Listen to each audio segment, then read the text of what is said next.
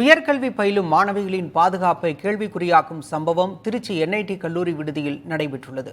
விடுதியில் இருந்த மாணவியிடம் பாலியல் அத்துமீறலில் ஈடுபட்ட ஒப்பந்த பணியாளர் கைது செய்யப்பட்டுள்ளார். உரிய பாதுகாப்பு கேட்டு மாணவ மாணவிகள் உள்ளிருப்பு போராட்டம் நடத்தினர்.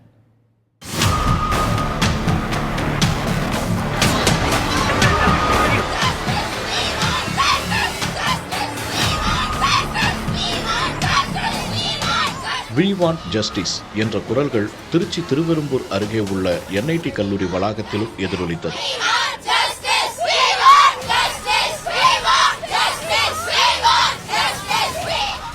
சக மாணவிக்கு நடந்த பாலியல் அத்துமீறலை கண்டித்து மாணவ மாணவிகள் நீதி கேட்டு எழுப்பிய குரல்தான் இது.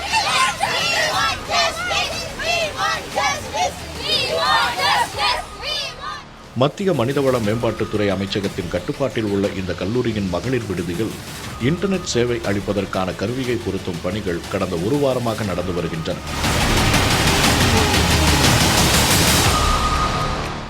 இப்பணிகளுக்காக வந்த கல்லூரி ஒப்பந்த பணியாளர் கதிரேசன் காலை 9:30 மணியளவில் மாணவி ஒருவரின் அறைக்குள் சென்று பாலியல் அத்துமீறலில் ஈடுபட முயன்றுள்ளார். அதிர்ச்சி அடைந்த மாணவி அலறியபடியே வெளியே ஓடி வந்து நடந்தது குறித்து சக மாணவ மாணவிகளிடம் கூறியுள்ளார். புகார் அளிக்க மாணவிகள் வெளியே செல்ல அனுமதிக்கப்படாத நிலையில் தனது பெற்றோருக்கு தகவல் கொடுத்தார். இதன் அடிப்படையில் மாணவியின் பெற்றோர் திருவெரும்பூர் அனைத்து மகளிர் காவல் நிலையத்தில் புகார் கொடுத்துள்ளனர். அதன் அடிப்படையில் கதிரேசன் கைது செய்யப்பட்டு திருச்சி மத்திய சிறையில் அடைக்கப்பட்டார்.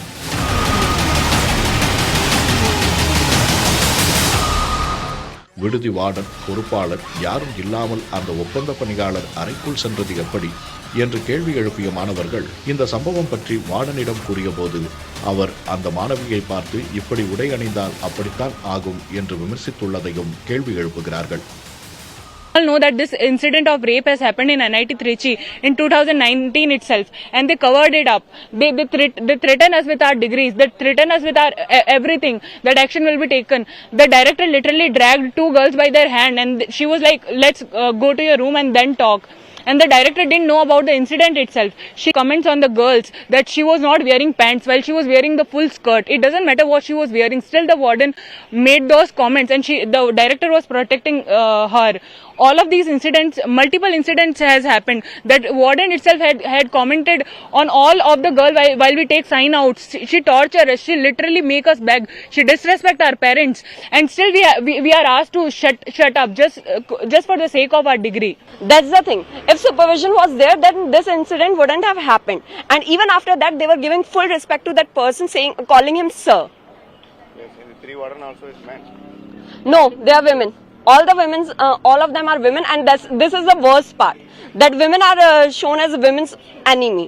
When they went to the police station, one of the wardens there, he literally said that, what were you doing there in the room? You should have been outside. What kind of statement was this?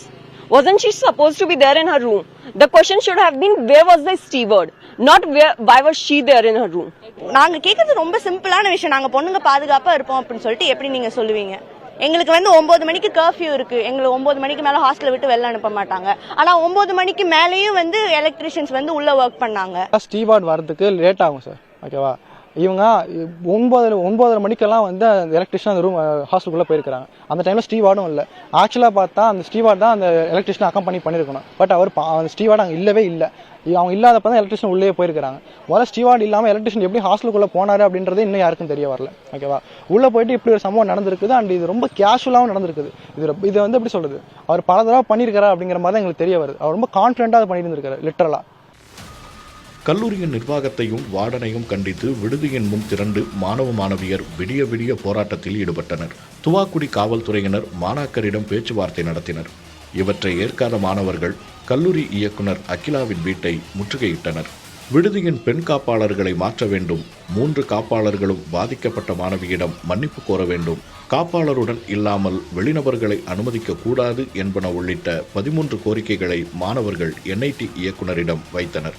அதன் பின்னரும் போராட்டத்தை கைவிடாத மாணவ மாணவியர் விடுதியின் முன்பாகவும் பின்னர் கல்லூரி நுழைவு வாயில் முன்பாகவும் போராட்டத்தை தொடர்ந்தனர். அதிகாரிகள் பேச்சுவார்த்தை நடத்தியும் போராட்டத்தை கைவிடாத மாணவர்களை எஸ்பி வருண்குமார் சமாதானப்படுத்த முயற்சித்தார். அவரிடம் மாணவிகள் தங்கள் பிரச்சனைகளை தெரிவித்தனர். இதனைத் தொடர்ந்து இயக்குனர், விடுதி காப்பாளர் பேபி ஆகியோரிடம் பேசிய எஸ்பி, மாணவிகளின் கோரிக்கை நியாயமானது என கூறி விடுதி காப்பாளரை மன்னிப்பு கேட்க வைத்தார்.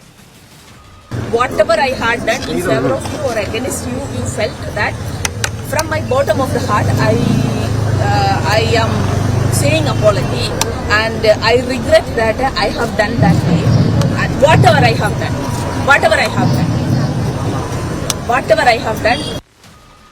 எஸ்பி உறுதியளித்ததை அடுத்து மாணவர்கள் தங்கள் போராட்டத்தை கைவிட்டனர்.